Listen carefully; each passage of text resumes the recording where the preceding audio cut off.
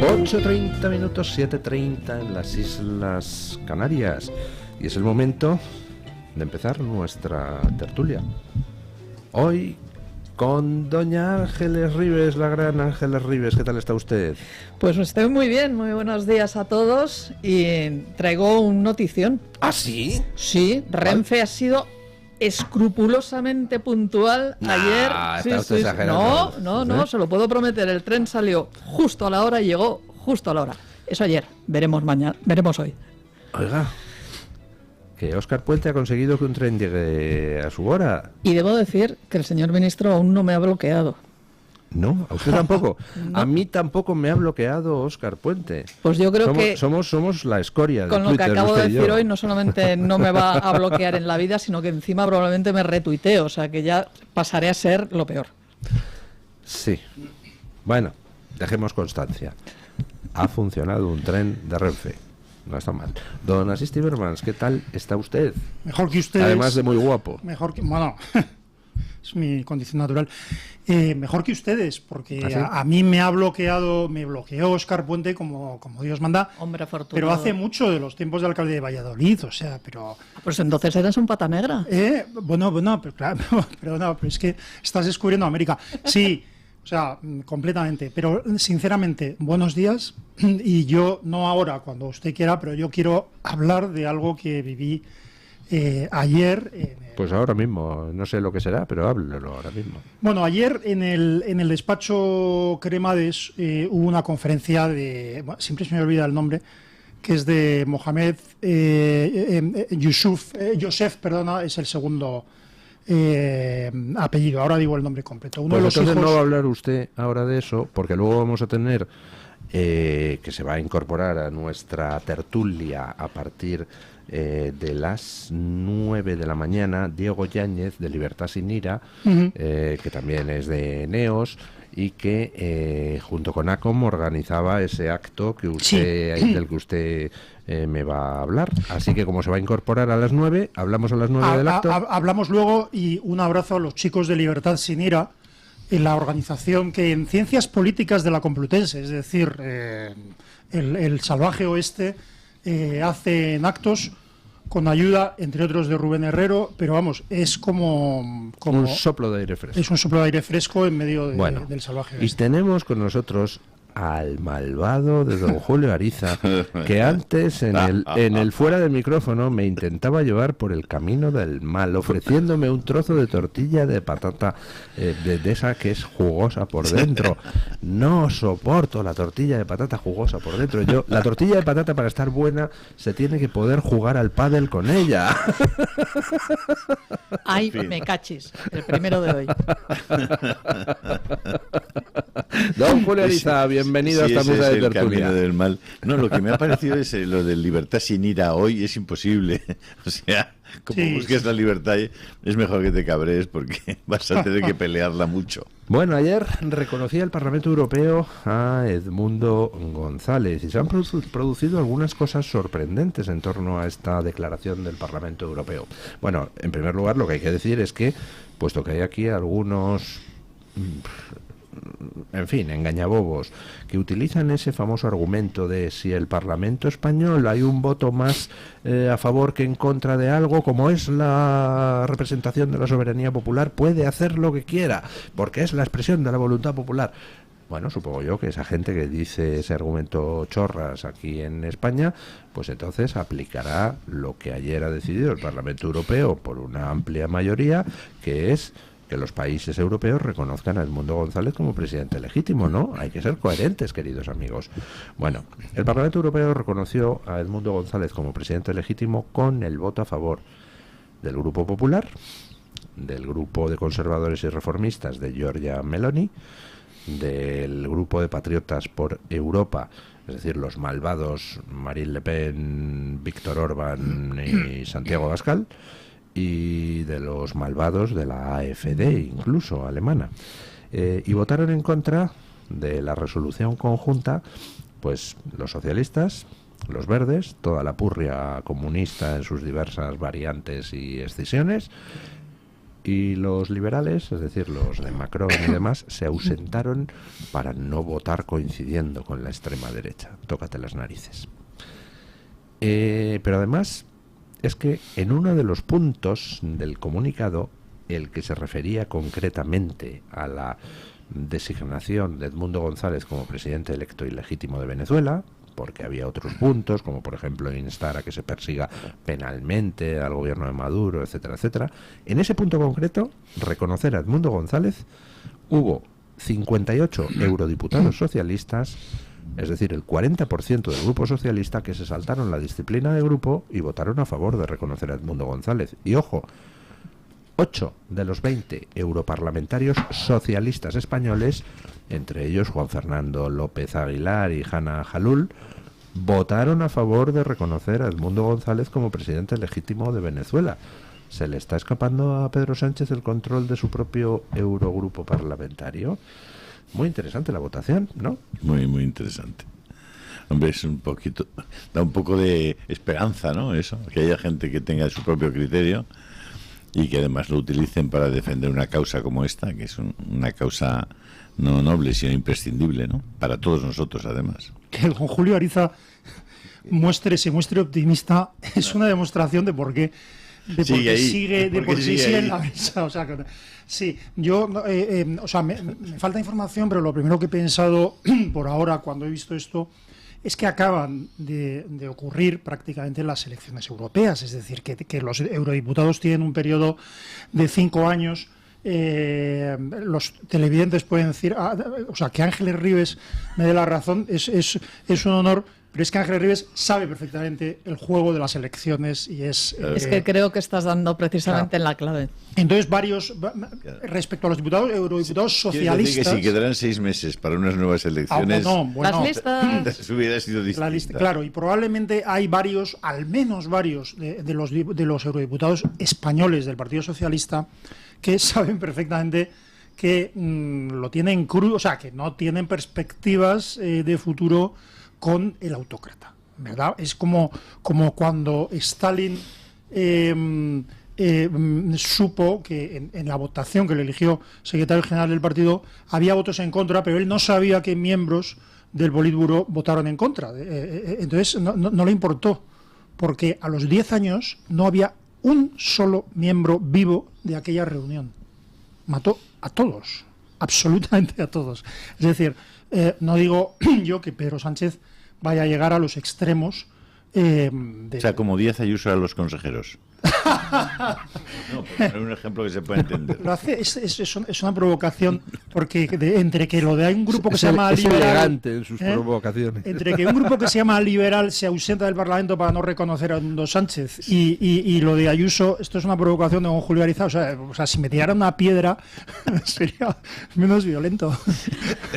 Pues yo le he estado dando la razón a don Asís, porque hay que entender dos cosas. Primero, que siendo europarlamentario es muchísimo más fácil saltarte la disciplina de voto que siendo un diputado raso o un concejalillo del 3 al 4. ¿Por qué? Primero, porque el mandato en el Parlamento Europeo son 5 años. Los europarlamentarios tienen una libertad infinitamente mayor de la que tiene un diputado del Congreso o un senador incluso, con unos fondos propios, con unas características que son distintas. Y si encima todo eso lo sumamos, que es que acaban de entrar en el Europarlamento y por lo tanto les quedan 5 años de vida bastante agradable dentro de esas cámaras, pues es mucho más fácil que la conciencia pese más que no la posibilidad de volver a estar o repetir en listas de una forma u otra. De todos modos, a mí, más que sorprenderme esa noticia, a mí lo que me ha indignado es la postura de los liberales de Macron levantándose del Parlamento para no votar esto. Vamos a ver, uno se levanta del Parlamento o de un salón de plenos de cualquier administración pública única y exclusivamente si lo que se va a votar es algo que tú consideras que no se puede votar de ninguna de las maneras, bien porque te estás saltando la ley y la legalidad vigente por alguna motivo de fuerza mayor. Es decir, si a mí me hubieran puesto en su momento a votar en una votación donde flagrantemente se incumplía la Constitución, yo tenía dos caminos: votar en contra, que normalmente es lo que he hecho, evidentemente, o levantarme e irme. No hacerlo para no quedar como que, ay, es que hemos votado con la gente mala de la ultraderecha. Bueno, a mí me parece una cobardía moral inmensa. Y creo que por muchas explicaciones que después vaya a dar el señor Macron, aquí ha quedado retratado, ¿no? Lo siguiente. Entonces, es una vergüenza. Además, caramba, un representante público cobra para ejercer su trabajo. Y su trabajo consiste en el posicionamiento político constante. Y si te tienes que enfrentar a tus votantes, pero votas en conciencia, te enfrentas. Yo creo que hay mucho dinero por medio, ¿sabes? Quiero decir, hay ideología. El Bill Metal. Hay ideología, pero hay dinero. O sea, quiero decir, igual que Zapatero o Sánchez son unas personas sin ningún tipo de escrúpulos, que yo estoy convencido que su móvil principal, por lo menos en el caso de Zapatero, es la pasta, es la pasta cruda. Yo creo que se lo están llevando crudo. Pero bueno, pero en posturas como las del Partido Socialista, vendiendo a los venezolanos, estoy convencido de que muchos socialistas, porque así funcionan las sectas, estoy convencido de que se justifican a sí mismos la postura de España, y es como una amiga mía... Más cornas da el hambre. Claro, es como una amiga mía de izquierdas, que no me acuerdo, hace años, hablando de Cuba, que tiene mucho que ver en esto, por cierto, yo decía, bueno, pero la represión que está habiendo en Cuba y tal...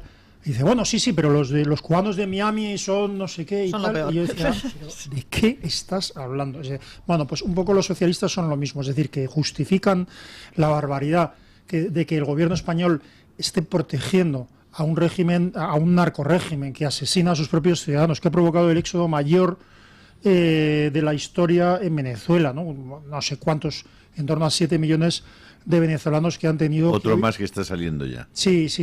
O sea, que justifiquen esto. O sea, sus jefes lo hacen por dinero, ellos lo hacen por ideología o por sectarismo. Me parece terrible. Pero yo creo que hay mucho dinero, porque si de algo se ha dado cuenta el narcorrégimen, es que repartiendo poder, repartiendo dinero, es como el peronismo, pero en narcodictadura. Es decir, tenemos que robar mucho, pero tienen que robar muchos también, ¿no? Entonces hay montones dentro de Venezuela, hay muchos sectores de población de capacidad económica media y baja que tienen interés económico en el mantenimiento del régimen, los famosos círculos bolivarianos, los que son poco menos que grupos de acción violenta. Está muy repartido eso por abajo y también está muy repartido por arriba. O sea, de Maduro es un petimetre más, pero Cabello y una serie de personajes tienen repartido partes del negocio en Venezuela. Hay quien controla minas, hay quien controla parte del petróleo, hay quien controla, como Cabello, gran parte del narcotráfico. Está muy repartido. Es decir, si cae Maduro, ojalá cayera al infierno. Si cae Maduro, eso no es el problema, es decir, el régimen sigue. Es un sistema mafioso. Es un mafia sistema funciona así. La mafia funciona en base a tener a todo el mundo pillado, claro, precisamente con esto. Si estás dentro del círculo mafioso, ti y a tu familia no te va a faltar de nada. Claro, entonces, los liberales europeos, o sea, que decir, de Macron a mí no me tenéis que hablar porque... En fin, prefiero... Te cae bien, ¿eh? Sí, es que quiero decir que es que a estas horas de la mañana decir palabrotas, pues no es correcto. Desde que amanece ya apetece, dice. Con Julio, por favor. Que sonroja, caballero. Pero quiero decir, yo creo que tiene que haber dinero en la actitud de muchas personas. Si hemos visto que los eurodiputados, que según rascas, nada más rascar, ya ha habido eurodiputados sobornados en el Parlamento Europeo, públicamente sobornados, e incluso alguna gente declarado agente ruso. Bueno, me da la sensación de que el dinero venezolano no solo llega al barrio de Salamanca, a medio barrio de Salamanca, que ha sido comprado. Sí, ¿tú sabes cómo se resuelven los problemas que no se resuelven con dinero? No me diga que con sexo. No, perdón. Con más dinero. Con más dinero. Y esto se está solucionando todo con muchísimo dinero. Sí. Tienen comprada media humanidad. Pero bueno, acuérdate de los eurodiputados con Qatar y con Marruecos. Sí. ¿Qué ha pasado con eso? ¿Dónde están? ¿Qué investigación hay? quiénes estaban comprados. Curiosamente, todos ellos pertenecían al grupo socialista del Parlamento Europeo. Sí, son pero es una mera casualidad. Casualidades. Segundo, ay, me cachis de hoy. Como siempre. Bueno, ya vamos conociendo más detalles de cómo ha sido el procedimiento de coacción de Edmundo González. Hoy publica una interesante noticia El Español citando las fuentes diplomáticas holandesas. Inicialmente Edmundo González estaba refugiado en la embajada holandesa y una de las preguntas que nos hacíamos todos es ¿por qué narices, estando ahí a salvo, se va a poner en manos de los amigos de Maduro, es decir, el gobierno español yéndose a la embajada española? Y ya sabemos hoy por qué. Edmundo González estaba allí y entonces la familia de Edmundo González empezó a recibir avisos, llamadas del gobierno venezolano. Recordemos, ese gobierno venezolano al que la ONU acaba de acusar de crímenes de lesa humanidad por las violaciones de los derechos humanos, las torturas, las detenciones arbitrarias, diciendo que o su padre se entregaba y llegaba a un acuerdo con el gobierno venezolano o iba a morir en la cárcel. Entonces empiezan las presiones a través de la familia de Edmundo González y dice el gobierno que quiere una reunión para negociar con él. Claro, Edmundo González dice, ni de coña salgo yo de la embajada holandesa porque me detienen. Dice, bueno, pues vamos nosotros allí. Y el gobierno holandés dijo que no pisaba la delegación chavista la embajada holandesa. Supongo, no lo explica la noticia del Español, supongo que por dos razones. Primero, porque es una ignominia permitirle a un gobierno torturador y asesino entrar en la embajada holandesa a coaccionar a Edmundo González. Y segundo, porque es que tiene prohibido pisar suelo europeo, Delcy Rodríguez. Oiga, y la embajada holandesa es suelo europeo. Y ahí es donde entra Zapatero. Y Zapatero negocia para que Edmundo González acepte irse a la residencia del embajador español, que ya sí que permite entrar a los hermanos Rodríguez a coaccionar a Edmundo González. O sea, es que el papelón que ha hecho España es absolutamente ignominioso. Pero es la continuación de la relación privilegiada de España con los narcodictadores, con los jerarcas de ese régimen criminal. Es que Delcy Rodríguez ya estuvo aquí, no voy a volver a hablar de las maletas, pero tuvieran lo que tuvieran las maletas y ocurriera lo que ocurriera, lo que ocurrió cuando vino Delcy Rodríguez es que se incumplió por parte del gobierno español y además por todo el gobierno, es decir, con la participación de la mitad del gobierno, se incumplió la obligación de no permitir la entrada en suelo europeo, en suelo de la Unión, de una delincuente como Delcy Rodríguez, ¿no? Y luego, además de eso, hubo trapicheos varios que vamos a dejar aparte. Bueno, pues ayer ocurrió, el otro día ocurrió lo mismo, pero negociando con la vida de personas. Es que, yo, claro, estoy convencido de que el embajador español no estuvo diciéndole a Edmundo, diciendo, mira, tío, firma ya el documento y renuncia y deja en paz a estos... No, claro, estoy convencido de que no participó directamente en la coacción. Pero es que la Embajada de España sabía perfectamente a quién estaba dejando entrar en la residencia del embajador. Dieron instrucciones para que dejara de entrar, para que le coaccionaran, para que negociaran con una persona que estaba refugiada y que ha ganado las elecciones. ¿Para qué estaba allí Delcy Rodríguez y su hermano? ¿Para qué? ¿Para qué estaban allí? ¿Para qué hablaron con Edmundo? Para lograr su renuncia. ¿Cómo lograron su renuncia? Con amenazas de muerte, bien a él mismo, bien a su familia, o con amenazas varias, como han hecho, como llegan haciendo desde el principio el régimen chavista. Así es. A mí hay un dato que me estremece y bueno, tampoco me estremece porque uno ya se estremece cada día menos, pero vamos a ver, Venezuela, además de muchas otras cosas, es un narcoestado. Sí. Es decir, allí los que funcionan con la droga por el mundo tienen mando en plaza, evidentemente.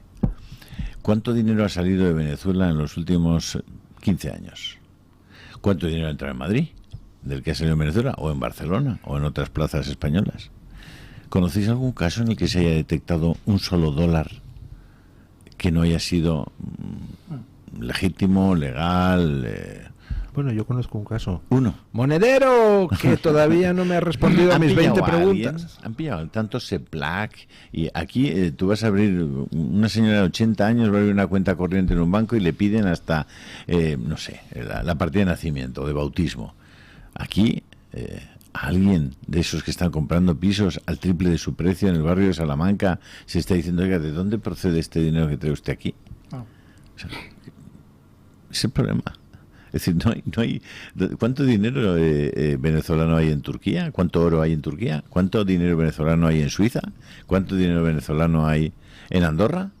Y ya había, de hecho, acordaos de la operación famosa Banco de Madrid, lo que encontraron en aquellas cuentas. ¿Qué ha pasado? Nada. Han podido vaciar el país y no ha pasado nada. Sí. En honor a la verdad, hay que desmentir una cosa, y es que las embajadas no son territorio del país de... Estrictamente hablando no, es verdad. Estrictamente hablando no, es decir... Es verdad, pero tienen un estatus diplomático inviolable.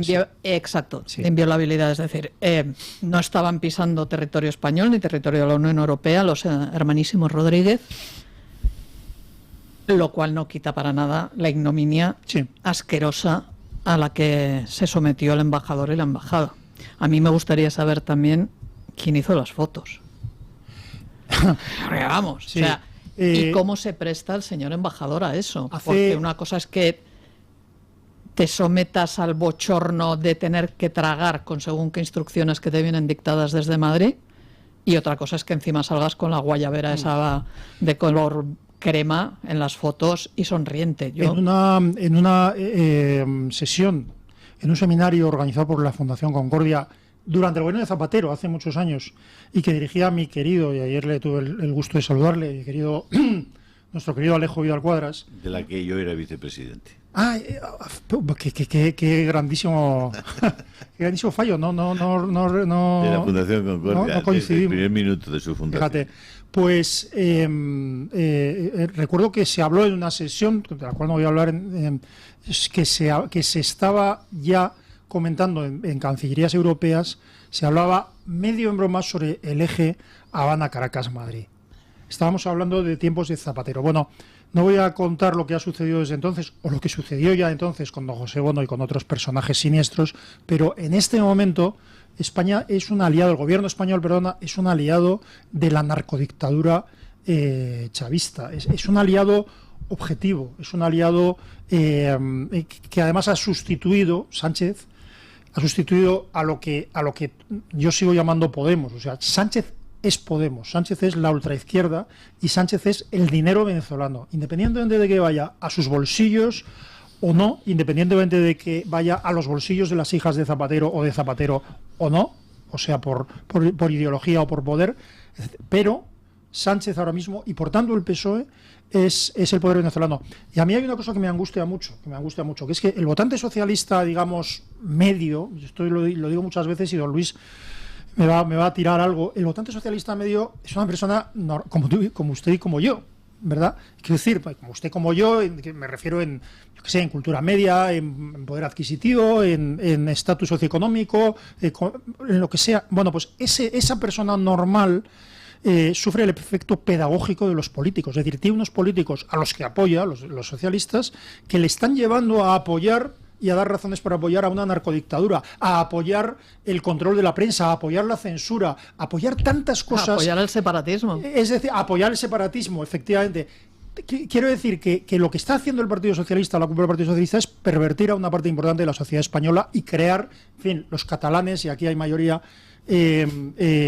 sabéis lo que significa destruir una sociedad y llevar el germen del enfrentamiento familiar y entre amigos, etcétera, a una sociedad. Bueno, pues eso está haciendo el Partido Socialista, introduciendo conductas totalitarias en un lugar como España. Yo creo que me voy a callar porque estoy hoy tan indignado que parece que estoy dando un meeting desde un... Es que la situación es para indignarse y mucho, porque es que tenemos una detrás de otra. El Ministerio de Asuntos Exteriores español está lanzando una serie de comunicados que provocan tal vergüenza ajena que es que dan ganas de exiliarse a otro sitio, no solamente con el tema de Venezuela, sino también con el tema de la respuesta israelí del Mossad. Señores, aquí mis dieces a cómo han actuado contra Hezbollah. Sí, sí. Y el comunicado del Ministerio de Asuntos Increíble. Exteriores a mí me ha parecido, vamos, que es que daban ganas No hay- de irse a vivir a Israel. ¿Qué queréis No, que os hay, diga? no ha habido operación más selectiva, no ha Por habido favor. ataque más selectivo que el que se ha producido contra Hezbollah. O sea, un ataque absolutamente destinado, exclusivamente destinado a terroristas. Y resulta que contra eso ha protestado inmediatamente el gobierno español. A los 12 niños drusos que asesinaron cohetes de Hezbollah hace poco más de un mes, eso no provocó ningún tipo de protesta por el gobierno español. Así es. Bueno, vamos a ver qué es lo que nos cuenta el gobierno español sobre esas negociaciones de Zapatero que llevaron a la salida de Edmundo González de la embajada holandesa y a la entrada en la embajada española. Qué personaje, qué tipo Siniestro. más siniestro, nefasto. Que no solo se dedica a la intermediación con dictaduras iberoamericanas, sino también parece que ahora está con el mercado chino también muy activo. No, además abiertamente. Hoy presenta un libro en el Ateneo, me parece, ¿no? Zapatero. Sí, la sede de la masonería internacional y nacional. Va a presentar su librico, o el libro de alguien, eso me han dicho, lo digo porque yo ya me he reservado para ir a verle, Ah, sí. Bueno, escucharle, claro. Yo podría ir, soy socio del Ateneo desde la más tierna infancia. Pues vamos para allá. ¿Cómo hacerse millonario destruyendo países? Se llama el libro. Por ejemplo. Pero a mí me llama la atención, don Julio, es decir, no solo esta ideología siniestra y este sectarismo, sino la avidez por dinero que tiene esta gente. Es que tiene Tremendo. mucho dinero, muchísimo dinero. Cherchez l'argent. Sí, Bueno, sí. Cherchez l'argent. Après la femme. Vamos a Je sais una pas. breve pausa Ça dépend de publicitaria. l'âge. Y vamos a una breve pausa publicitaria después del curso de francés que nos ofrece amablemente don Julio Ariza. ¿Qué ha dicho usted? No, he dicho buscar el dinero y Madame ha dicho después de la mujer. Y he dicho, bueno, depende de la edad. De la edad del dinero. ¿Eh? De la edad del dinero. De la edad del dinero. Bueno, pausa publicitaria. Y hablamos de la continuamos. Copa de América, si no te importa un minuto. Sí, bueno, adelante. es divertido, porque hay una información, está corriendo. Hay mucha historia en Barcelona con el tema de la Copa América, porque ¿vosotros habéis visto algún reportaje de estos días de la Copa América? ¿Alguno de vosotros? No, claro, ese es el problema. Que es que dijeron que lo iban a ver 900 millones de personas y no lo ve ni Tarzán de los monos. Y claro, ahí hay 58 millones de dinero público dedicado para la Copa América.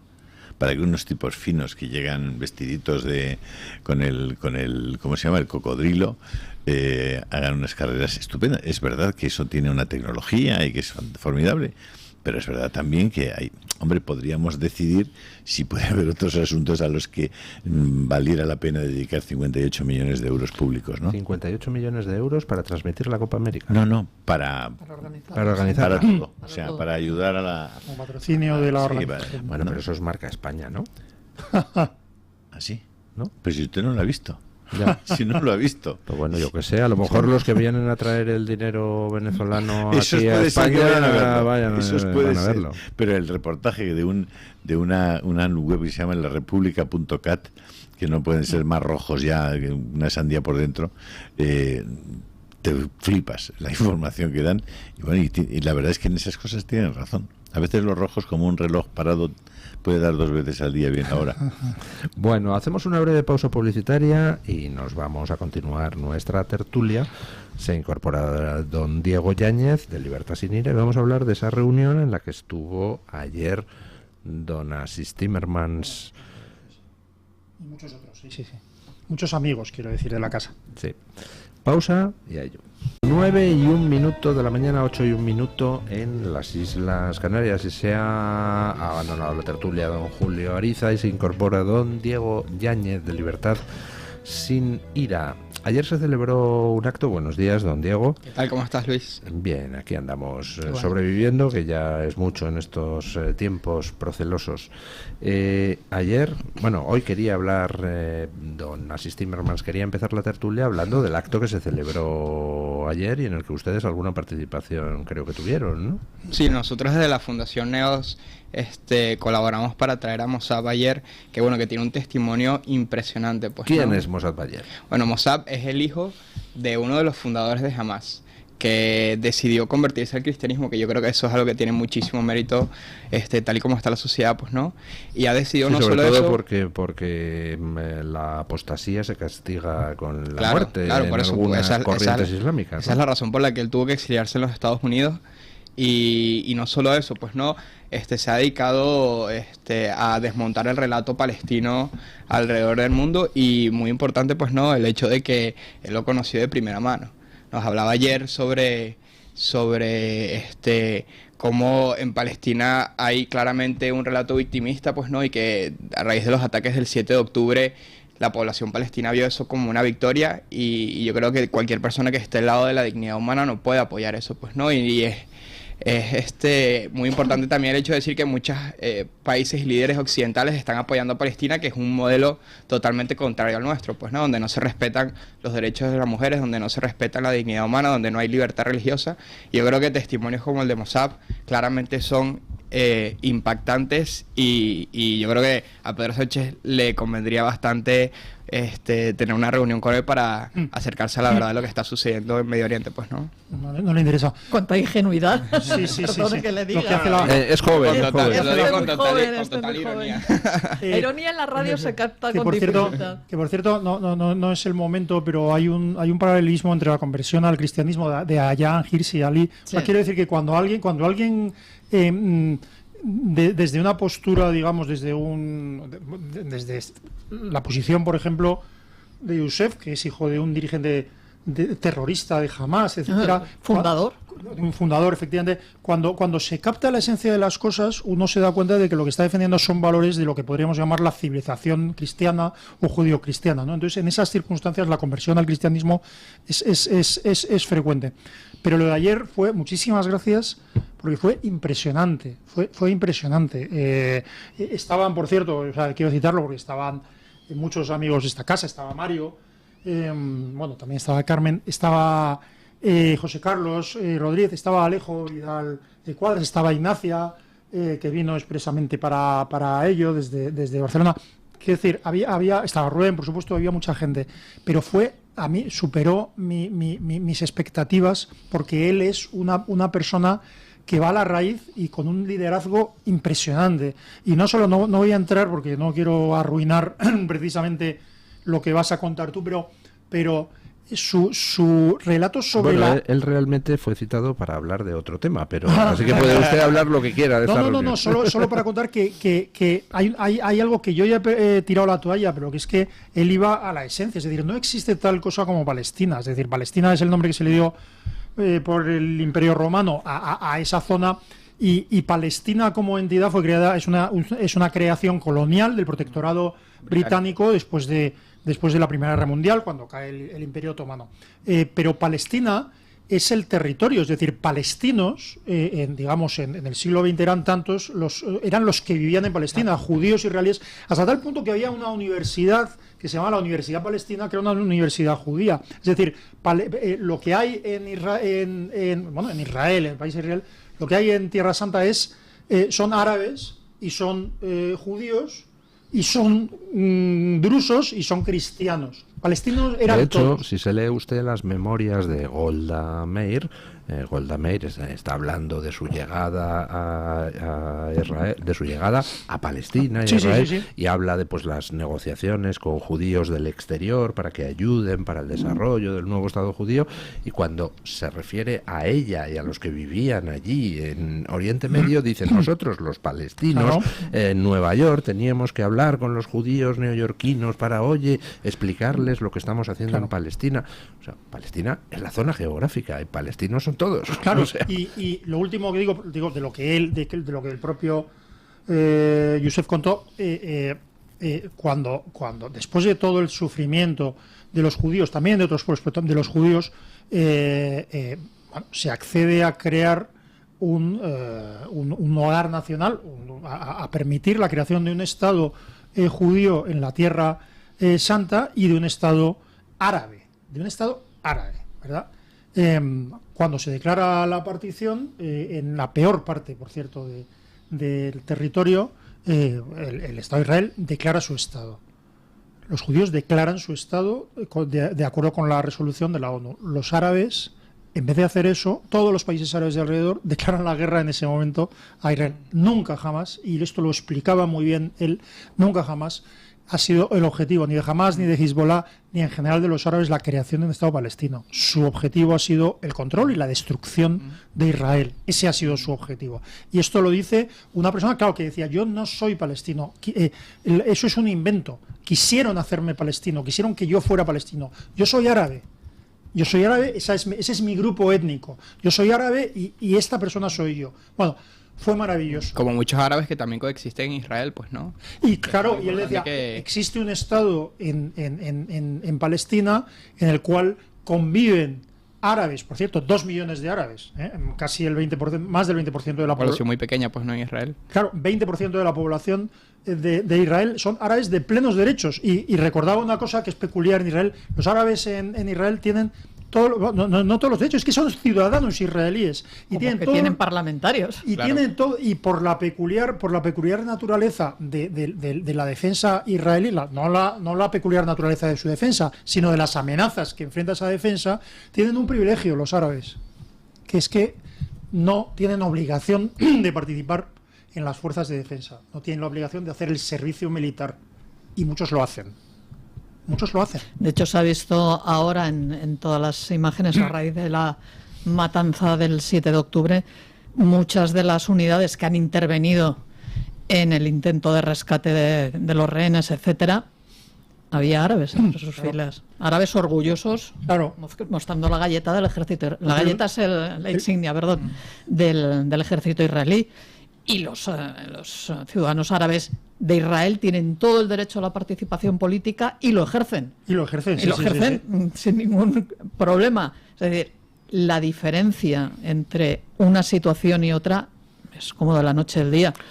Pero... Y por ejemplo, no solo los árabes israelíes tienen todos sus derechos.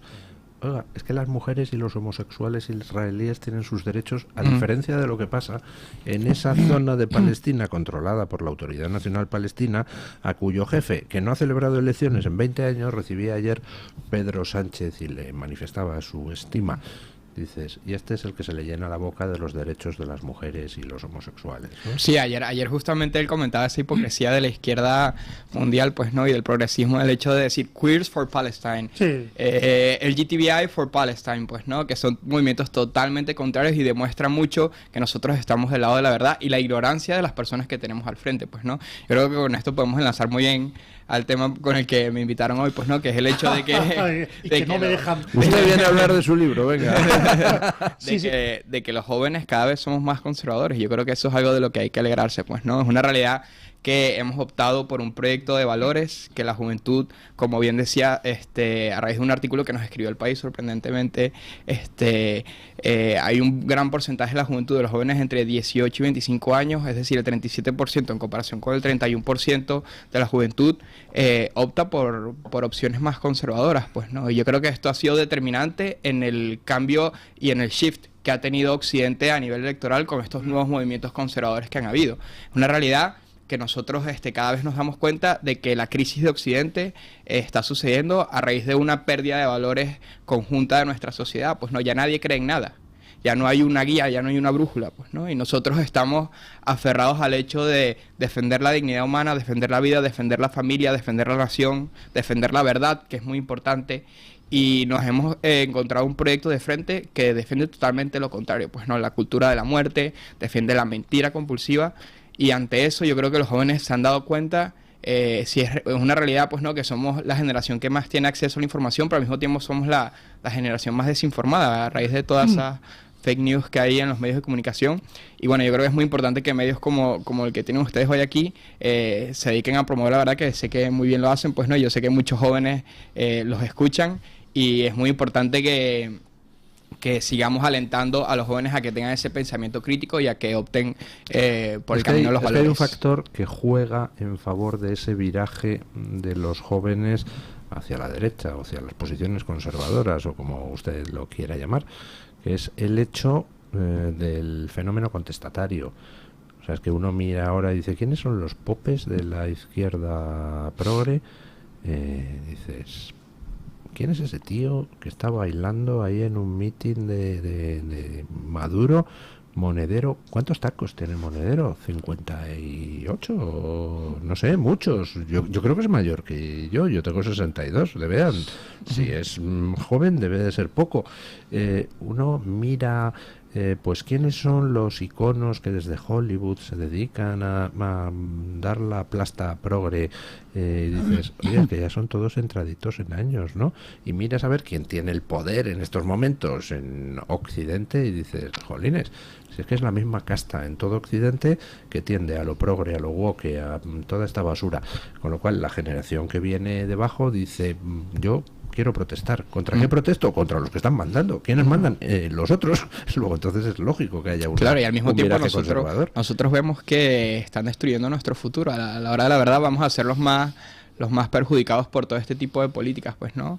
Es una realidad que ya nosotros seguramente no tengamos acceso a las pensiones, es una realidad que nosotros también nos sentimos marginados del debate político, pues, ¿no? O sea, a nosotros no nos representa lo que se debate a diario en el Congreso. Es una realidad que lo que le suceda a la esposa de Pedro Sánchez es bastante crítico, pero nosotros queremos escuchar que se debata de cómo nosotros vamos a poder tener acceso a una vivienda, que es un problema que hoy en día es muy importante para los jóvenes, cómo vamos a poder mantener una familia si nos están clavando impuestos, cómo vamos a poder formar esa familia si no nos dan oportunidades, si se trata de destruir esa idea de que el futuro está en la familia, que eso es algo que es fundamental. Yo creo que el futuro de nuestra generación está en la creación de familias, como siempre lo ha sido, como ha sido la generación de mis abuelos, pues, ¿no? Yo creo que tenemos que mirar al pasado y mirar las fórmulas que funcionan y determinar que eso es lo que queremos también para nuestro futuro. Y yo creo que eso es precisamente lo que quiere destruir la izquierda, quiere destruir la familia, quiere destruir nuestro futuro, y yo creo que nos hemos dado cuenta a tiempo, pues, ¿no? Eso sí, hay que dar un paso adelante, no vale nada más con criticar en Twitter, con quejarte en tu casa, tienes que ir, tienes que participar activamente en política, tienes que generar opinión, así sea en tu grupo de amigos. No te estoy diciendo que vayas a manifestarte todos los días al frente de la Moncloa. Yo tampoco estaría de más, pero bueno. Yo creo que los jóvenes tenemos que empezar a generar debate porque nos hemos alejado mucho de la política y yo creo que por eso también es que se nos ha marginado, pues, ¿no? Entonces, ante eso, yo sé que hay muchísimos jóvenes como Libertad Sin Ira, como Neos, que estamos dispuestos a luchar por nuestro futuro y que verdaderamente estamos preocupados por lo que pasa. Y pues la verdad que me contenta ver noticias como esta, que los jóvenes cada vez seamos más conservadores y que seamos determinantes en el futuro de Europa y de Occidente. Fíjate que yo no estoy de acuerdo con eso que acabas de decir, de que la izquierda quiere destruir la familia. La izquierda quiere destruir la familia de los demás, las suyas no. Sí, no, las suyas las mantiene estupendamente bien. Las alimenta. Y las alimenta, las nutre y las hace crecer y prosperar en zona hostil, desde luego. O sea... Bueno, no voy a hablar de él, pero estaba leyendo ahora el libro de Alicia Delibes, precisamente, que es sobre esto, sobre el suicidio de Occidente, que es sobre la ruptura de la educación como forma de transmisión del conocimiento, ¿no? Desde la Revolución Francesa. No sé, no sé si es una reacción de los jóvenes, no sé si es una relación de los jóvenes ante una realidad cada vez más terrible, o sea, una realidad en la cual sin debate, tienes razón en una cosa, que es que no hay debate en la sociedad. Exactamente. No hay debate. Y en la educación, que es muy importante. Llegó a la universidad pública y es que el debate no se tolera. No se tolera. Y tú dices algo, yo recuerdo, siempre cuento las mismas cosas, pero un debate que tuve con amigos, y entonces, no sé qué dije sobre la ley trans, y entonces una amiga me dijo, bueno, pero querrás, la ley trans querrás modificarla solo muy poco, ¿no? Porque si quieres modificarla mucho es que eres un ultra. Me decía así. Y decía, mira, yo quiero cargármela, o sea. Claro, yo decía, sí, directamente. Bueno, desde el primer artículo hasta el último. Pero quiero decir que se ha decidido que el Estado se encargue de matar a personas sin el más mínimo debate. Se ha decidido que el sexo es una cuestión electiva y sentimental, o sea, que alguien puede decidir sin más si es hombre o mujer, sin más, y esto se ha decidido sin el más mínimo debate, es decir, que una realidad biológica, social, milenaria, es como cuando el Ateneo votó si durante la República si existía Dios o no. Creo que ganó que no existía por un voto, pero no recuerdo exactamente el resultado. Es decir, todo esto sin ningún tipo de debate. A mí me parece lo que estás contando, vamos, tú eres de políticas y algo no tiene nada que entender, pero lo que estás contando es que me parece fundamental. No hay debate, no hay debate. Y si dices algunas cosas, además, sospecho que depende de los ambientes, pero si dices algunas cosas, ¿te miran? Claro, no, te marginan directamente. Pues no, yo tuve 4 años en la Facultad de Políticas de Somosaguas, donde es el núcleo de Podemos claramente. Juan Carlos Monedero me dio clase y la realidad es que yo, debido a que he alzado la voz y que he mostrado claramente mis opiniones y que hemos organizado muchísimas charlas para desmontar y para proponer una alternativa conservadora, me he visto muy perjudicado, pues no, estuve a punto de que me expulsaran de la universidad. Juan Carlos Monedero me expulsó de su clase a mitad de curso. ¿Ah, sí? Sí, Cuente eso, hombre. Sí. Lo que pasa es que Juan Carlos Monedero y yo nací en Venezuela, pues no, y tenemos nuestros roces tuvimos nuestros roces desde el primer día de No me clase. explico No me por lo qué. puedo creer. Es usted un tiquismiquis, hombre. El primer día de clase me acuerdo que él viene y dice que él nada más va a hablar de la verdad en su clase, pues no, y yo levanto la mano. Siempre he sido bastante de levantar la mano, pues no, y digo, bueno, Juan Carlos, yo creo que tu verdad sobre Venezuela y la mía son totalmente contrarias, y eso que los dos hemos estado ahí lo hemos vivido de primera mano, pues no. Y eso desencadenó una serie de problemas hasta el punto que debatíamos en clase y él mentía descaradamente a sus alumnos. Yo creo que eso es algo que un profesor nunca debe hacer con la finalidad de ganar los debates contra mí, pues no. Y llegó hasta un punto en el que él me dijo abiertamente que yo cada vez que iba a clase la arruinaba y que era mejor que no volviese y que nos viésemos el día del examen, pues no, y así fue. Yo tampoco tenía muchas ansias de volver a su clase, pues no, y así fue. ¿Cómo se atreve usted a desmontar mis manipulaciones, no? Sí, en una universidad pública. Sí, O sea, que es totalmente ridículo, pues no, y Juan Carlos Monedero tiene la complicidad del decanato de esa facultad. Es una realidad que muchísimos jóvenes que están en esa facultad están siendo adoctrinados y que los que decidimos dar un paso adelante y a manifestar nuestras opiniones abiertamente en una facultad de política, que es lo que se debería hacer, pues no debatir, somos marginados y tachados, porque yo he visto mi cara impresa en las paredes diciendo que soy fascista. Yo no pude ir a mi graduación porque sabía que seguramente me iban a gritar algo, me iban a decir algo, y no por vergüenza o por temor a que me lo hicieran, sino porque yo no quiero que mi familia se lleve esa imagen de la Universidad Pública Española, pues, ¿no?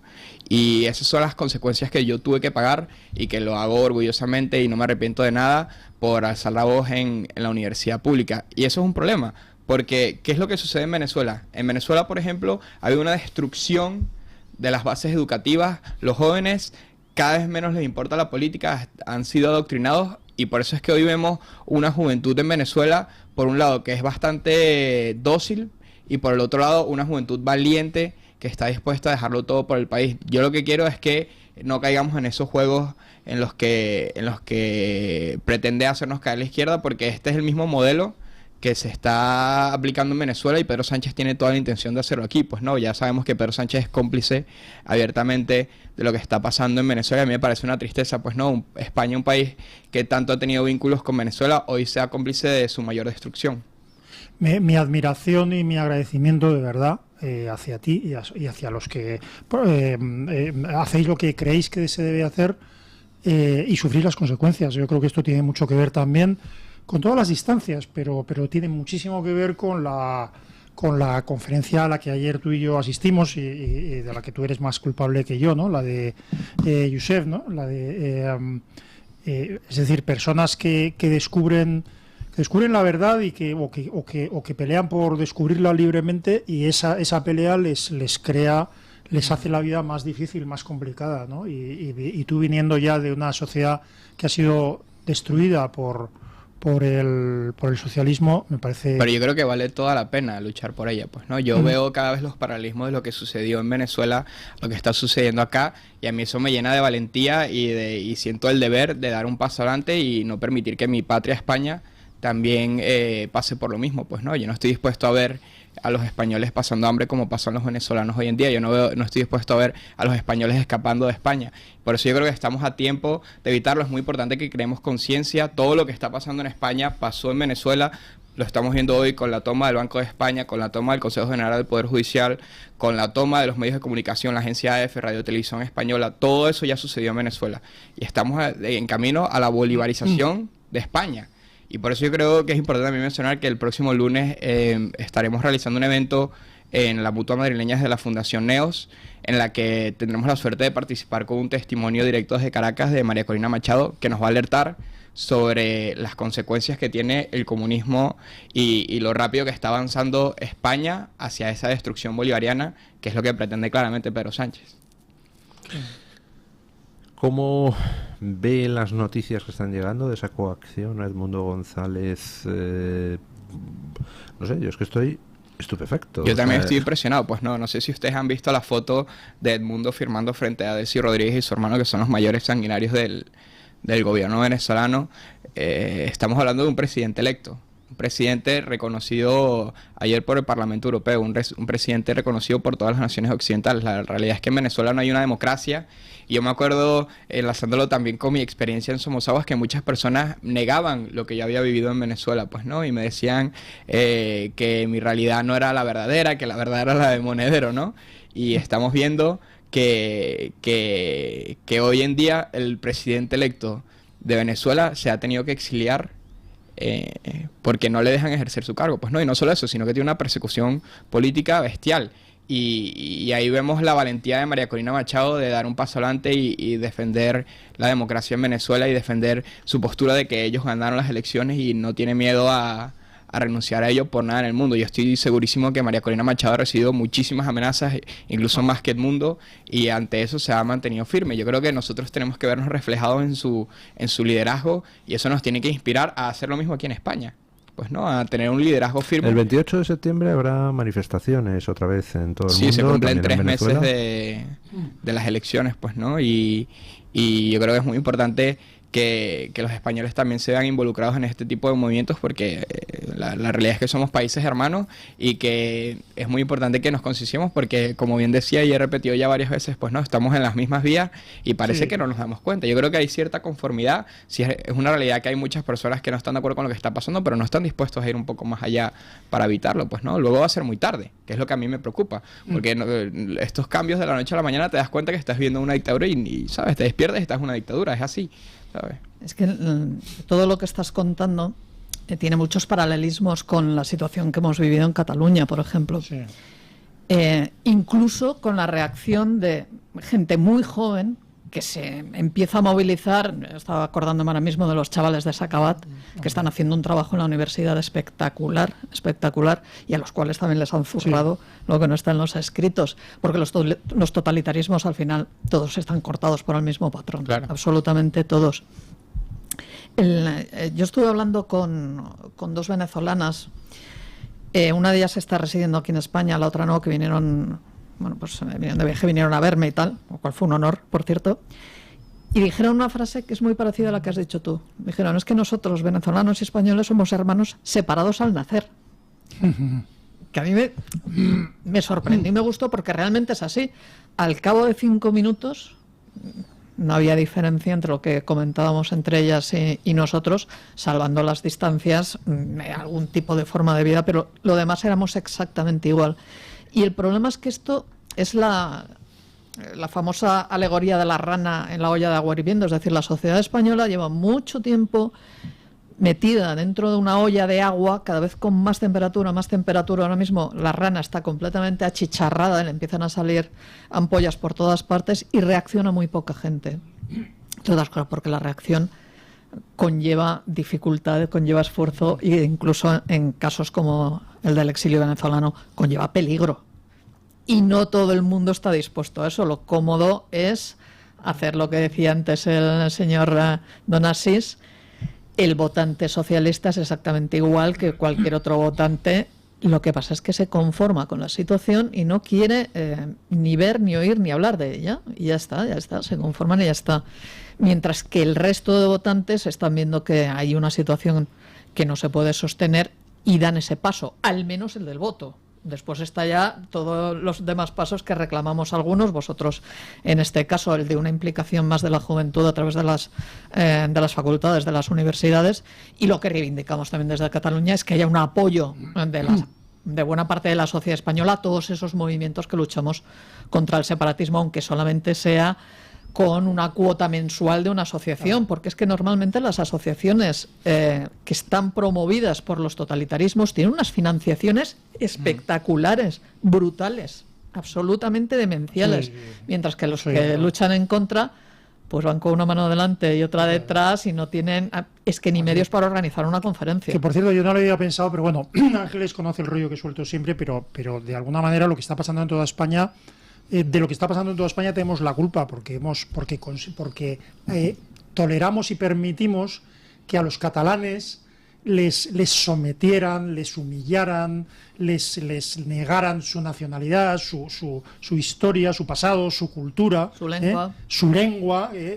lenguas, lo permitimos. Entonces, a base de permitirlo, se ha catalanizado la vida política española, es decir, el totalitarismo que permitimos y que se pactó desde Madrid, desde el gobierno central, para gobernar en toda España, el totalitarismo que se pactó con Cataluña, se ha trasladado, esa política se ha trasladado a toda España y así nos va. Bueno, pues mutatis mutandis, nos está pasando algo parecido con Venezuela, o sea, nos hemos hecho aliados, el gobierno español y las élites podemitas, es decir, las del PSOE, se han aliado con los peores totalitarismos, incluyendo el narcorrégimen chavista, y gracias a eso, o en parte gracias a eso, se está venezuelizando la política española, es decir, se está... Sí, nos acusarán de alarmistas, pero luego ya veremos dentro de unos años...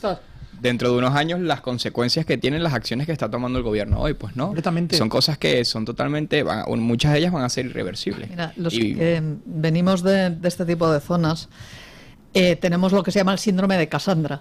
Que es que vamos avisando, cuidado que vienen los griegos, nadie nos hace caso, luego los griegos llegan, cometen todas las tropelías y tal, y entonces tú vas como un alma en pena diciendo, yo ya lo dije, yo ya lo advertí, pero es... Lo que acabas de decir, Asís, es fundamental. Es decir, la política española se ha convertido en un remedo de la política catalana.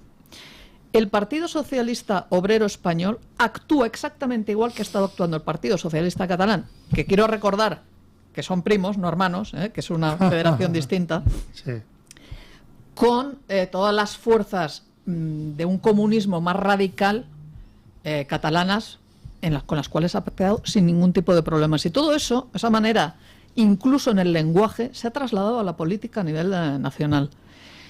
Y como dices, también lo estamos viviendo con la política a nivel exterior. Es decir, caramba, puestos a buscar aliados, el gobierno de España no busca jamás aliados en países decentitos, demócratas, ¿no? Aseaditos, sino que va a los peores regímenes, ya sea el venezolano, ya sea el colombiano, ya sea el palestino, le da igual, mientras consiga de ellos lo que quiere.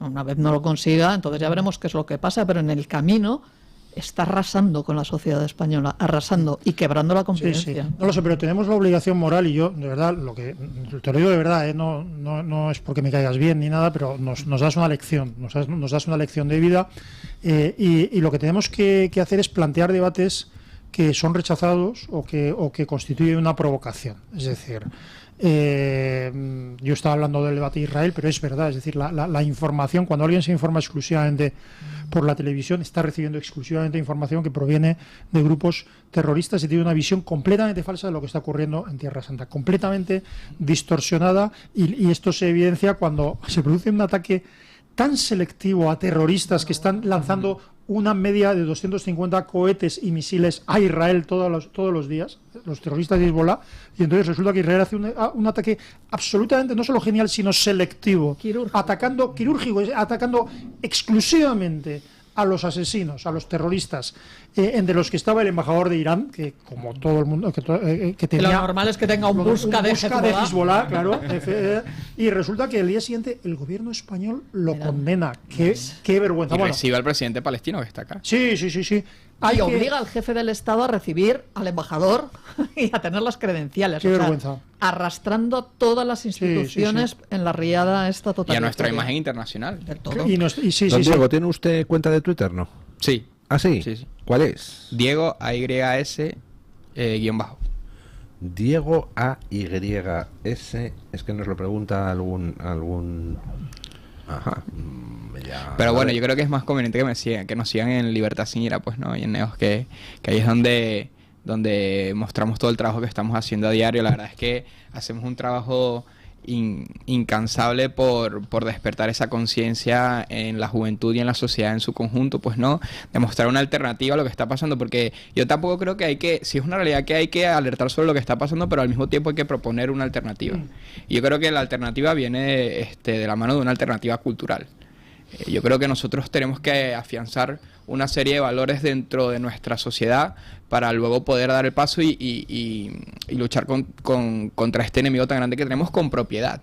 O sea, no puede ser una cuestión de masas de, bueno, hoy soy conservador, mañana soy lo que sea. Tiene que ser una cuestión que nosotros nos creamos firmemente, porque así verdaderamente lograremos alcanzar la victoria y lo mejor para España, que es lo que a nosotros más nos motiva. Nosotros lo que queremos es una España grande, una España unida, que parece que eso hoy en día suena imposible en el debate público, pues no, y que seamos un referente a nivel internacional como lo somos y como lo hemos sido. Por lo tanto, yo creo que es muy importante que los jóvenes tomemos parte de esa acción y que tomemos las riendas de nuestro futuro y que podamos vivir en la España que nosotros verdaderamente queremos vivir, pues no en la España que ellos proponen. Pues hombre, me gusta ese llamamiento. Hecho a faltar el ¡vamos a tomar las calles contra estos canallas! Esos somos los viejos, o sea, los jóvenes lo que hacen es estudiar, trabajar, planear, programar. Yo lo digo porque lo divertido de las manifestaciones, cuando yo participaba ya en mi juventud, era luego la quema de neumáticos. Los tiempos de las manifestaciones de las escuelas contra la ley de atribuciones. Contra la ley de atribuciones, Sí. Qué barbaridad, qué tiempo. Si contáramos esas batallitas, ¿verdad? No, aquí Sí. ahora los que se dedicaban a la quema de neumáticos, a contenedores, etcétera, etcétera, eran los separatistas catalanes. Don Luis, no nos meta usted en ese fregado. Que Yo es que siempre he las sido manifestaciones de los un poco conservadores siempre son muy antisistema, limpitas. Muy No, pero limpitas. o sea, sin hacer maniqueísmo, ¿no? Porque yo creo que en la defensa de los valores y de la verdad, pues no hay clases sociales ni hay edades, ¿no? Es decir, no es que uno por ser joven o ser mayor o por ser rico o por ser pobre, ¿no? Pero dicho esto, la patria es un patrimonio que es un refugio de los más pobres, de los más, es decir, los ricos necesitan menos la patria, los pobres sí la necesitan menos, la están robando. La cultura, la propiedad privada es algo que tiene que defenderse y tiene que ser defendido por el Estado y tiene que ser una institución. Los ricos no necesitan que se la defiendan, ya defienden ellos mismos su propiedad privada, ¿verdad? Entonces, la propiedad privada, la patria, la familia, el derecho, el Estado de Derecho, esto es un patrimonio de todos, pero a quien más sirve es al más vulnerable, ¿eh? Y esto es un valor, Así es, efectivamente. Si mañana España se convierte en Venezuela, pues quien tiene pasta la lleva a otro país, claro, y se fuma un puro. Sí, y aquí sí. ¿quiénes nos quedamos? Los que no tenemos pasta. Bueno, pero yo creo que nos parte. afecta a todos, pues no. Yo que tuve la desgracia de poder perder una patria, no, creo que no hay nada peor que eso, y por eso es que a mí me motiva tanto el luchar aquí en España por mi país, pues no, porque no hay nada peor que ese sentimiento de sentirte apátrida. Y yo creo que eso nos tiene que motivar a todos, independientemente de la clase en la que estemos, como tú bien dices. Pues. Aunque es otro debate, bueno, tú eres español, porque eres español, pero aunque es otro debate, cualquier venezolano para mí es español, o llámale, claro, que somos parte, Venezuela y España, claro, de la hispanidad, de una misma nación. Yo pienso esto. Pero vamos, yo creo que o espero que no hayas perdido una patria, sino que tienes al menos... Bueno, volverá. Estoy seguro que volverá porque estamos en las mejores manos, pues, ¿no? Y yo estoy seguro que María Corina va a llegar hasta el final y que yo creo que eso es un ejemplo del que tenemos que ver aquí en España para tomar ese liderazgo y poder cambiar las cosas. Oye, difunde, perdona, no quiero yo sustituir aquí al director, pero difunde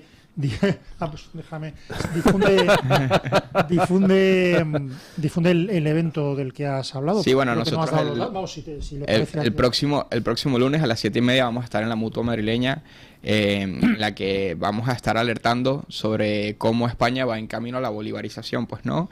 Vamos a hablar sobre la toma del Poder Judicial, vamos a hablar sobre el intervencionismo económico que está ejerciendo el gobierno de España. Vamos a hablar sobre el control de los medios de comunicación, que yo creo que eso es algo de lo que ustedes también son víctimas, pues, ¿no? De la censura constante, de los ataques del gobierno con esta nueva ley que se va a aprobar estos días, y que es fundamental que todos los españoles estemos concienciados sobre el camino el que estamos tomando, pues, ¿no? Y bueno, los invito a todos, en especial a los jóvenes, que yo creo que tenemos un rol muy importante en esto, a que este próximo lunes acompañen a Neos en la defensa de una alternativa cultural para España. ¿Habrá streaming?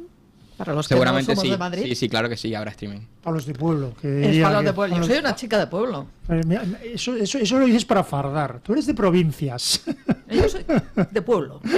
Y luego ya de provincias. Y luego ya encima de la periferia. Bueno, doña Carmen Carbonell, ¿qué dicen nuestros oyentes? Pues, don Luis, hoy la pregunta que lanzábamos era una encuesta, un sondeo de opinión, teniendo en cuenta que don Luis del Pino cada cierto tiempo hace una prospectiva sobre cómo es su audiencia. En particular, preguntaba, de celebrarse mañana elecciones generales, ¿por quién votaría usted? Dábamos 4 opciones: la primera, Partido Popular; la segunda, Partido Socialista; la tercera, Vox; y la cuarta, otros. Bueno, un 84% de los encuestados, según me dicen los resultados de Twitter, de la red favorita de don Luis del Pino, votarían a Vox. La segunda opción más votada es la del Partido Popular, con un 8% de los apoyos. Otros partidos recogen un 7%. Es la tercera opción, el puesto de bronce, y hay un 1% que votaría al Partido Socialista, don Luis. Me gusta especialmente hacer hincapié en esto porque hay un 1% de sus oyentes que votaría al PSOE. Yo no sé si es la respuesta troll, si entra gente a molestar. Los asesores de Sánchez ya son el 1%. Son Romerales. Los bots. Los bots de Son los bots, como dice Diego Yáñez. Bueno, no sé, son cuestiones que a mí me sorprenden mucho, don Luis. Yo creo que Sánchez nos escucha. Bueno, le vendría bastante bien. Sí, Bueno, porque... saben ustedes que el gobierno de España se gasta una cantidad ingente en hacer una monitorización de todo lo que se dice acerca de los diferentes miembros del gobierno, en especial de nuestro amado líder, el presidente. Es verdad, y Óscar Puente, de hecho, contrató un servicio específico para que le informara de las cosas que se decían sobre Óscar Puente. ¡Óscar! ¡Qué guapo eres! No, O sea claro, para que salgamos en ese informe, por lo menos, que decía Ángeles Ribes que ha llegado por una vez Renfe en punto. Sí, sí, sí. Yo debo de Si decirlo. yo digo Óscar feo, salgo en... No, o sea, tiene que decir nombre y apellido. Nombre y apellido vamos a ver, para que siempre la hay que- monitorización... A ver, esto no es el Mossad, entendamos, Claro. no son tan selectivos y tan perfectos. Pero Más si yo, quisiera. o sea, tengo que decir Aparte- Óscar Puente, Ministro. Óscar Puente me caes mal. Ya, y eso... hay un No, tipo no, que está no. apuntando esto. Decía Napoleón Bonaparte que parte de su éxito, de su ascenso a la cumbre, se debía a ese nombre tan raro, Napoleone, que nadie tenía. Dice, hay que diferenciarse de los demás para resaltar entre la multitud. Con lo cual, ¿quiere usted salir en los informes de Óscar Puente? Pues tiene que decir algo bueno de Óscar Puente. Óscar, Guapo. Renfe funciona como nunca, estoy encantado. Y si alguna vez hay un retraso de 4 horas, no me importa, yo me sacrifico. Soy por ti. usuario diario del transporte, del transporte público, y en particular de la red de cercanías. Es una vergüenza que Óscar Puente, que es un miserable, esté permitiendo o promoviendo que se deteriore la red de cercanías, que es un transporte que yo ya si no puedo más, iré en coche, cosa que no quiero hacer por motivos no solo económicos, sino culturales, porque yo leo en el tren, ¿verdad? Tendré que ir en el coche al trabajo, gastar más dinero, leer menos, contaminar más, etcétera. Pero usted, Óscar Puente, es un miserable, apunten esto los idiotas estos a los que paga usted, es un miserable porque a las personas que tienen que usar el transporte público, a usted les escupe todos los días en la cara. Es usted un miserable, Óscar. Pues yo ahora me voy a ganar. Leyendo entre líneas, entiendo que no le cae muy bien a Óscar Puente, ¿no? Si me ponen ya en los papeles esos de Óscar Puente. Van a salir ustedes seguro en los papeles, tal y como están diciendo las cosas. Lo que está claro es que Renfe funciona como nunca. Eso es verdad, eso es verdad. Yo ahora me voy a ganar el bloqueo, de la misma manera que he dicho que el tren, el ABLO, perdón, ayer llegó bien. Yo en mi provincia no tengo cercanías. Yo en mi provincia no tengo ni Irio ni Uigo. Me veo obligada a coger para venir a Madrid única y exclusivamente, y digo coger en el sentido argentino, a coger el AVE o el ABLO. La vuelta tengo que hacer transbordo en Zaragoza. O sea, que sepan ustedes que las condiciones son en algunas provincias realmente misérrimas. Dicho lo cual, cuando yo, que soy usuaria habitual, cuando me desplazo aquí a Madrid del transporte por alta velocidad, cuando el Ministerio tenía bien, si había retrasos, el abonarte las cantidades correspondientes de indemnización, normalmente no solía haber grandes retrasos. Desde que los han retirado, ayer fue una excepción, lo normal es que la AVE acumule retrasos de 15, 20 minutos en un trayecto como puede ser un Lérida-Madrid o un Madrid-Lérida. Ahí lo dejo. Hola, Óscar Puente. Es que efectivamente retirar las indemnizaciones es el mejor reconocimiento de que Renfe funciona como un culo y antes no, Óscar Puente. Una de dos. O eres gafe o eres el más torpe de los torpes de los ministros de fomento que hemos tenido, ¿no? O ya no sé, o boicoteas intencionadamente la red de cercanías o... Yo creo que precisamente eso es lo que sucede, pues no, cómo dañas en tan poco tiempo una red que funcionaba. Y al final los más perjudicados son las personas que viven en la periferia. Sí, y sobre todo... Y son los que suelen votar Oscar, al PSOE, que es lo más... Y sobre todo, lo más Oscar, sorprendente. reírse de la gente no es muy sano ni recomendable, porque si a la gente que está esperando horas en una estación tú le dices que está todo funcionando perfecto, pues entonces constatan dos cosas. Uno, que mientes como respiras, y dos, que te importa un bledo la gente. Y luego coges el coche porque no tienes más remedio, te vas a Madrid y hay un atasco, iba a decir una palabrota, y no puedes pasar por donde antes podías pasar, y de repente te metes por Alberto Aguilera y te ponen una multa por la mierda del Madrid Central y pero tal. De eso hay y mucho entonces, que hablar, bueno, es que he dicho. Pues ya hay mucho que hablar, pero ya no hay más tiempo. Hala, don Diego de Yáñez, muchísimas gracias. Don Asís Timmermans, muchísimas gracias. Doña Ángeles Ribes, muchísimas gracias. Y buen viaje placer, de vuelta siempre. en ese Si hay AVE alguna tan incidencia, puntual. lo transmitiré en directo. Bueno, y ponemos punto final a la tertulia, pues como siempre, con don Paco Linares, que hoy pues tiene un título de sección muy específico. ¿Qué? ¿Por qué? ¿Cómo? ¿Y cuándo? Buenos días, don Luis del Pino. Hoy también saludo especialmente a nuestra compañera doña Carmen Carbonell y a todo el equipo de estas mañanas que vivimos juntos, en libertad. Y gracias. La historia real exige esfuerzo para entenderla. Aunque la verdad sea una, no es lo mismo el que mata en defensa propia que el que asesina para robar o simplemente por odio. La verdad es que alguien muere. Eso es lo que pasó. Y el siguiente paso es el por qué. Después entra el cómo. No es lo mismo combatiendo que torturando o buscando un mundo mejor en un cayuco. También es muy importante el cuándo. El cuándo nos indica si el hecho tuvo lugar en una época u otra. Hay naciones que viven en otras eras, en otros momentos, sean o no contemporáneos, donde las vidas son sagradas o no lo son, y no lo son por motivos crueles, espurios. Para buscar en la historia hay que tener en cuenta muchas facetas de un mismo poliedro. Por eso alucino con su libro, fruto de su trabajo, don Luis, que mañana sábado, si Dios quiere, lo presentará en Málaga. Yo el difamado, este que les muestro sobre Fernando VII. Será a las 7 de la tarde en una sala del Centro Cultural María Victoria Atencia, dependiente de la Diputación de Málaga. Mañana estaremos juntos allí, don Luis. Y para todos, buen fin de semana. El lunes, más y mejor. Punto final.